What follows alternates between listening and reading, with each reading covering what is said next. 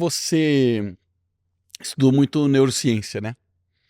Eu também estudei um pouco de neurociência para entender os processos que eu me enganava. Você imagino que foi estudar a gestão do tempo, porque você não deveria ser excelente em gestão do tempo. Conta um pouco como era o Rafa antes da gestão do tempo e qual foi o gatilho para você se tornar esse especialista nesse universo. Eu tenho 45 anos. Com 28 anos eu tive síndrome do pânico, ansiedade, esgotamento, porque eu era um motivado desgovernado. Eu era a pessoa mais desorganizada do país. Só que eu era muito motivado.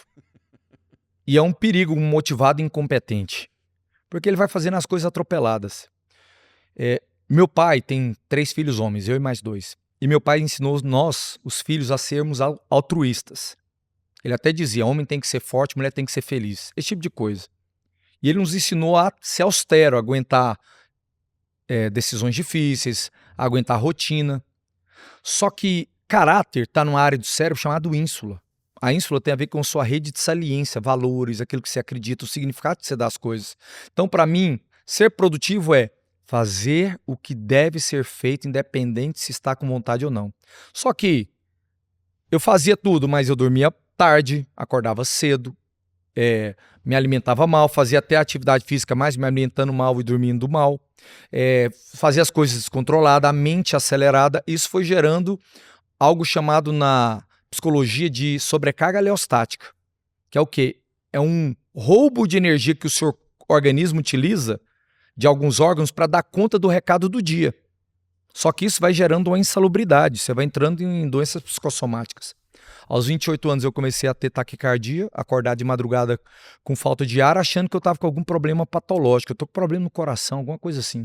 Fiz todo tipo de exame, o médico falou, você não tem nada. Isso é cabeça, isso é estresse. E eu saí de lá falando, cara, se isso é estresse, eu preciso aprender a me organizar. E de lá eu comecei a vincular prazer em aprender sobre gestão do tempo. Porque uma das coisas que meu pai me ensinou foi vincule prazer em aprender coisas novas. Que legal. Que pai, hein? Meu pai é sensacional. Eu digo que ele é o homem da minha vida. Mas, ele é meu herói. Cara, que sábio, né? Que ele é sábio. Meu herói.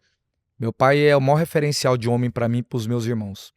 E aí eu comecei a estudar sobre esse assunto. A mudança foi tão grande na minha vida, mas tão grande, que depois de 2 anos, 3 anos, eu comecei a falar com um grupo de empresários amigos sobre esse assunto. Eles começaram a me chamar para falar na empresa deles, gratuito, pro bônus.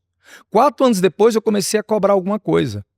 E hoje, 17 anos depois, eu me tornei o maior especialista do Brasil em gestão do tempo. Caramba. Hoje já treinei empresas como iFood, Porsche, Petrobras, Bradesco, Banco Itaú, Boticário, Pepsi, Coca-Cola, Subsia, DHL. Todas essas grandes empresas já passaram por mim. São de 10 a 15 estados do país. Todos os meses que eu viajo para ministrar palestras e treinamentos. Todos os meses? Todos os meses. Eu vou estar depois de amanhã na Unidas, lá num congresso da Unidas em Brasília, 600 pessoas. Um mega evento, super importante para a economia lá de E aí é uma palestra ou um treinamento? É uma palestra de 40 minutos. Mas eu tenho palestras e treinamentos. São mais de 9 mil alunos online na Time School, Escola de Gestão do Tempo. E o homem que tem TDAH igual eu se tornou o maior especialista em foco, porque... Você tem TDAH, Rafa? Eu tenho um TDAH extremamente saliente. Extremamente saliente. Mas nunca tomei Ritalina, nunca tomei Vivance.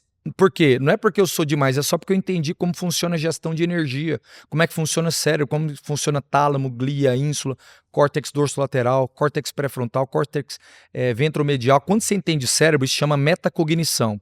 É o cérebro entendendo o próprio cérebro, você começa a ter uma autogestão de si mesmo. O mundo da neurociência, em muitos momentos, diz que o TDAH, em algumas situações, é um superpoder. Ou seja, se você aprender a domar e se entender, você consegue ter uma capacidade de hiperfoco que muitas pessoas não têm. Você, imagino que aprendeu a domar isso, né? Exatamente.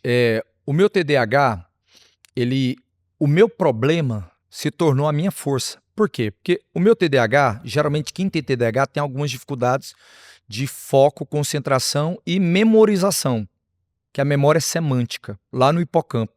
O hipocampo, onde está instalada a sua memória de longo prazo. Então, vem para a memória operacional executiva, que é córtex pré-frontal, e dependendo da repetição ou da saliência emocional, vai para o seu hipocampo, que é a sua memória de longo prazo. Como a minha internalização do hipocampo é mais devagar do que de pessoas que não têm TDAH, eu aprendi a estudar. Eu tive que aprender a estudar. Aprendi a fazer repetição, a esquemas, a fazer mapas mentais. Entendi como funciona a bainha de mielina, que é uma gordura que envolve o neurônio, facilitando o impulso elétrico, agilizando o resgate da memória operacional através do hipocampo. Eu puxo rápido a informação por causa da bainha de mielina. Então, quando você entende seu cérebro, você se torna um TDAH com mais efetividade do que quem não tem TDAH. A sua fraqueza se torna a sua força. Porque você se esforça mais, você entende mais. Não se esforça mais, mas você busca ter mais técnica. Agora, se você tentar vencer o TDAH no esforço sem competência, você entra no que eu entrava, que era um motivado desgovernado. O que tem de pessoas hoje que recebem diagnóstico de TDAH e não tem, porque todo mundo hoje tem TDAH, é TDAH. É verdade. Você pode ter uns sintomas de TDAH e não ter TDAH. Por que às vezes uma pessoa tem sintomas de TDAH e vive como TDAH? Ele não se alimenta bem. E Deus escondeu dentro da alimentação energia, vitalidade, foco. O foco está dentro da alimentação, escondido dentro dela, num brócolis, num chuchu, numa beterraba. O foco está escondido no sono, porque quando você dorme de 7 a 8 horas, tem liberação do líquido encefalorraquidiano no cérebro, que limpa a adenosina, que é o hormônio do cansaço. Quando você dorme 7 a 8 horas, sono profundo REM, você tem CREB1 no hipocampo que fortalece memória. Então, o sono faz com que a equipe de faxina entre e limpe seu cansaço. E você potencializa cognição e físico para outro dia. O horário com que você se alimenta à noite vai determinar a sua capacidade cognitiva e física no outro dia. Por isso que dizem, durma com o estômago vazio. Dormir com o estômago vazio, com fome mesmo, é saudável.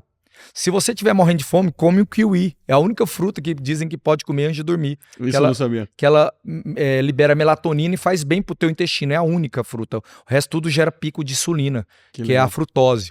Então, quando você começa a ter conhecimento, você começa a ter um autogoverno inteligente. Em vez de ser só um autogoverno altruísta, não vou comer nada. Não, pode comer um kiwi. E eu aprendi que, inclusive, dormir com o estômago vazio é um antídoto pro câncer.